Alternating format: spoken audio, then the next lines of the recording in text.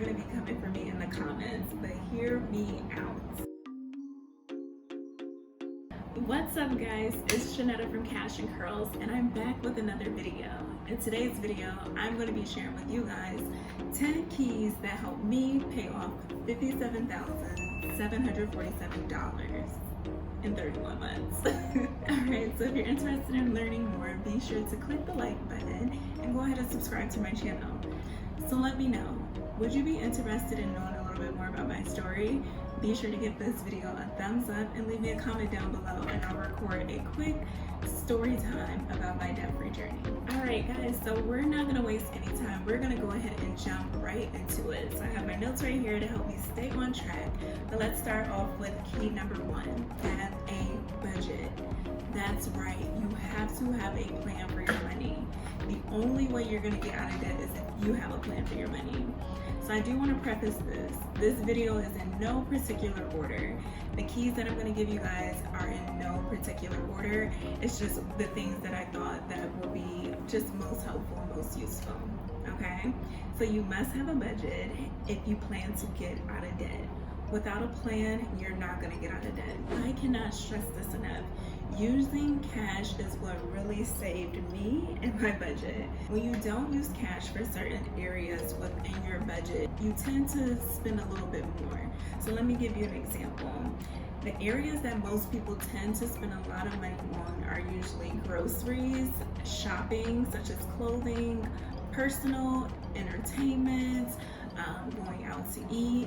Those areas, if you don't put a limit to it, you can tend to spend more than you intend to spend, okay? So you definitely want to create cash envelopes for those particular areas. So for me personally, during my debt-free journey, and even now that I'm debt-free, I have cash envelopes for getting gas. I have cash envelopes for grocery shopping, for any entertainment, such as going out with friends and family, to even like personal hygiene and stuff, like getting my hair done, getting my nails done, any type of leisure self-care activity. I have a cash envelope particularly for that category. So you definitely want to utilize cash envelopes. I do have a blog post where I go into a little bit more detail, showing you guys or explaining to you guys how to set up cash envelopes. Let me know down in the comments, would you like for me to create a YouTube video kind of showing you guys how I set up my cash envelopes for the month? So guys, I realized that I forgot to record key number 3, so I'm doing a quick little voiceover. So key number 3 is saying no. You're gonna have to say no. There are gonna be times when you're gonna have to listen to your budget and say no to all of the parties, the social gatherings, the big celebrations. You're going to have to get comfortable with saying no. If you want to get out of debt, you cannot attend every single social gathering you're invited to. Trust me on this. All right, let's go ahead and jump right back to it. Key number 4, you need to have visuals. I cannot stress this enough. Getting out of debt is extremely hard, and when you don't see your progress, it's even harder. So having visuals is definitely going to save your budget.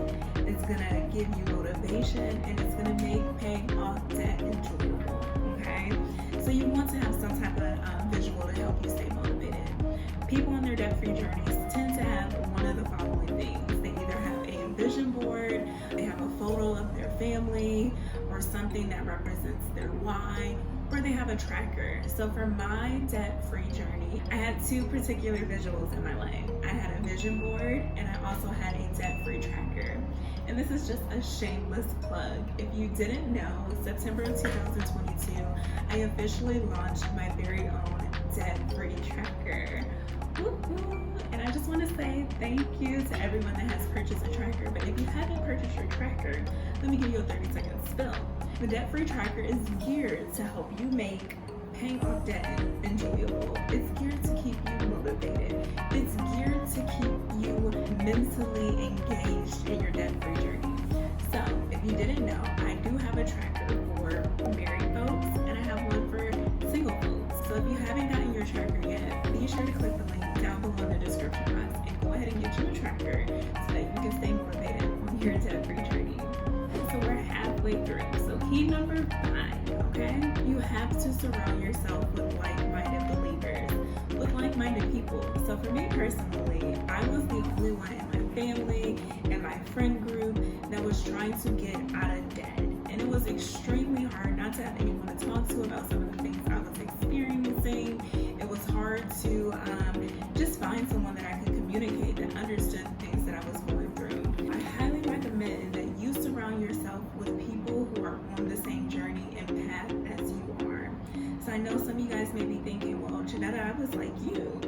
I didn't have anyone in my friend group or in my family trying to get their debt cleaned up or to get their finances in order. What I did during the time of my journey was to go ahead and use the internet to my advantage. I went ahead and followed a ton of credible financial influencers and content creators on IG who was all about paying off debt, who was about getting their finances in order, and who was geared to like saving and budgeting, okay? So once you do that, it's definitely gonna get a little bit easier. Okay, key number 6, you have to reduce your expenses. Let me say that again. You have to reduce your expenses, okay? We can't be out here just buying everything and incorporating everything into our budget.